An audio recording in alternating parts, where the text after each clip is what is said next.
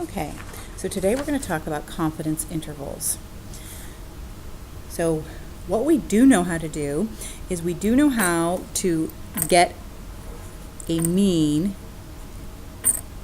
the average from a set of data.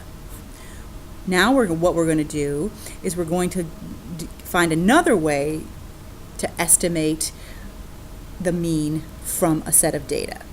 We know how to do it on our calculator, right?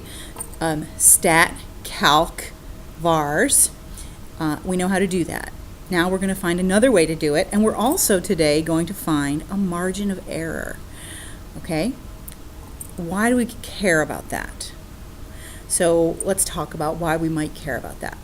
So first of all, let's look at the definition of a margin of error. The mean of a sample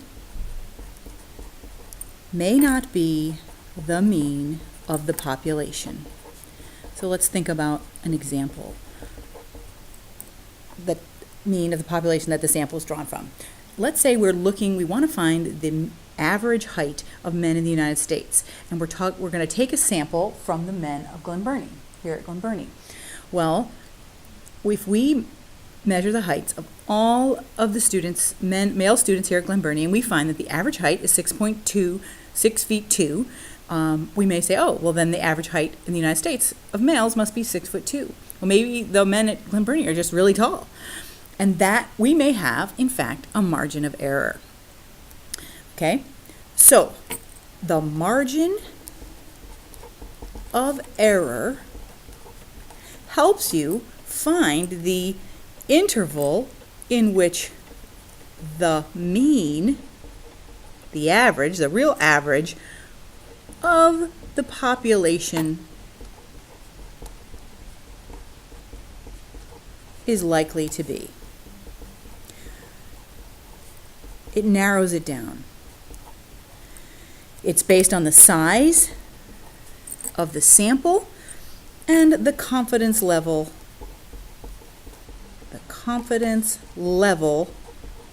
desired. So let me draw a little picture that might make it a little bit clearer.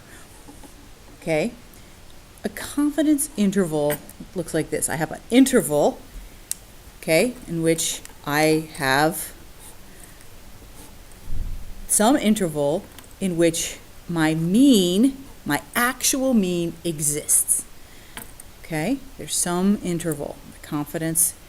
And now, a 95% confidence level means that there's a probability, the probability is 95% that the true population mean is within a range of values called a confidence interval. Confidence interval.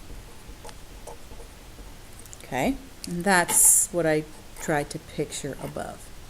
And we're trying to find today that confidence interval. And that confidence interval, the mean exists somewhere in this confidence interval. We're actually going to express this confidence interval with a letter called mu. Okay, but the mean exists somewhere in here. It means when you select many different samples from the same population, 95% of the confidence intervals will contain the actual mean. Okay, and this calculation is true for normal distributions, not for any kind of distribution with a skew. Okay?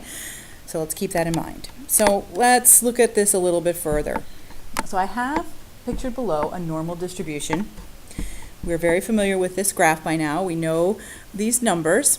This normal distribution below shows that 95%, this is where we're getting our constant term, 95% of the values are between negative 1.96 and 1.96, standard deviation from the mean. To find a margin of error at a 95% confidence level, our equation is going to be 1.96, which is a constant, and that represents our 95% confidence level, because where do we get 95%? Where is 95% of the data located? Well, that would be within 2 standard deviations of the mean, and that's where the 1.96 comes in. So this is a constant term. So this is our formula. The margin of error is 1.96 multiplied by S over the square root of n, where S is the standard deviation of the sample, and n is the number of values used in our sample. Then we have a confidence interval. Okay, we have the confidence interval that is the mean minus the margin of error, where the confidence interval is mu is less than the mean plus, let me put this, the mean plus the margin of error, and the mean minus the margin of error. So this is going to be our confidence level, our confidence interval. Okay, I think this will be much clearer with an example. So let's turn over the notes and look at our example. We have a grocery store manager who wants to determine the wait times for customers in his express lines.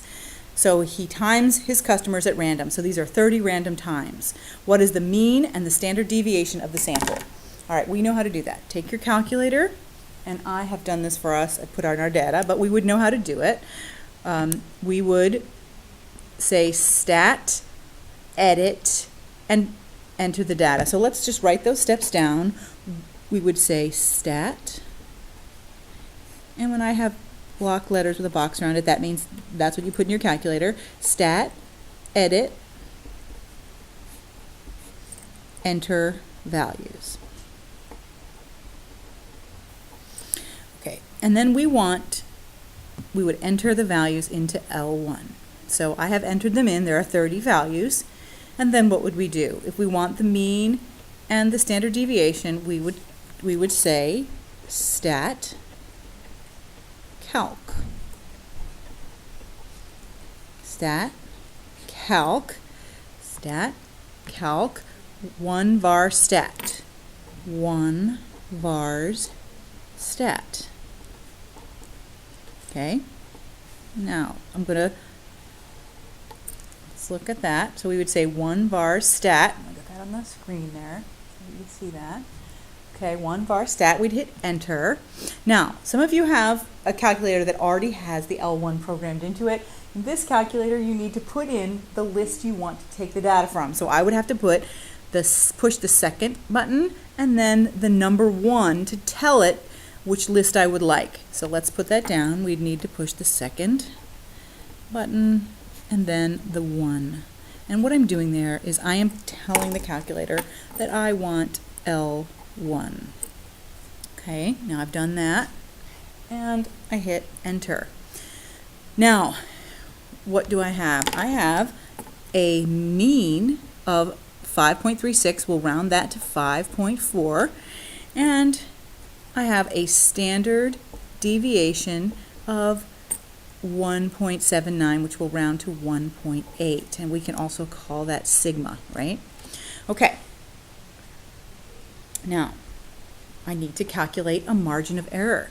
So how do I do that? Well, I have a formula. A margin of error at a 95% confidence level is equal to our formula, 1.96 multiplied by the standard deviation divided by the square root of n. So what is that? That's going to be 1.96 multiplied by the standard deviation, which is 1.8 divided by the square root of 30. Okay, so when we multiply that out, what do we get? We get 1.96 times 0.329, and that gives us a margin of error of 0.64. So that is our margin of error. So once we have the margin of error, we can go on to do the confidence interval. So the confidence interval, we start with mu. It is less than or equal to the margin of error plus the mean plus the margin of error, sorry, and the mean minus the margin of error, greater than or equal to the mean minus the margin of error. So let's do that with actual numbers. So we start with mu in the middle, less than or equal to, greater than or equal to, we're going to have, we have a mean of, what is our mean? Our mean is 5.4 plus, what is our error? 0.64, 5.4 minus 0.64, which gives us mu is less than or equal to 6.04, greater than or equal to 4.76. And this is our confidence interval. Okay? So, what does that mean in real world terms? Well, what it means, and in our case, for this example, what does it mean in terms of wait times for the customers? Well, what it means is this. At a 95% confidence level,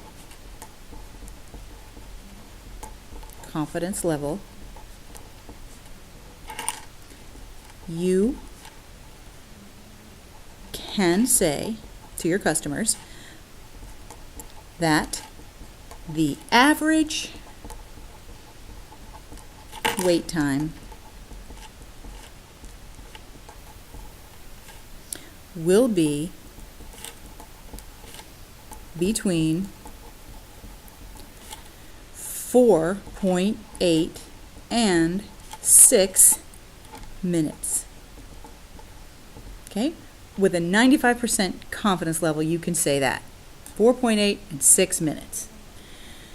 So for one last thing, let's just draw that with our picture. So I am very familiar with this normal curve. And I know that our average is 5.4. I know standard deviations that I've been drawing. And what this looks like is, I know my standard deviation is 1.8, so I add that on, and then I subtract it, 3.6 and 1.8, and I am drawing my standard deviation levels. And I know that this is 1 standard deviation and 2 standard deviations. What am I saying with this? This is saying that the average wait time is going to be between 4.8 and 6. What I'm saying is I have found an interval for the average wait time. Not exactly the mean, so maybe that's a little bit misleading. So let's not call it the mean. Let's call it the average. That is what I have found, is the confidence interval. Okay,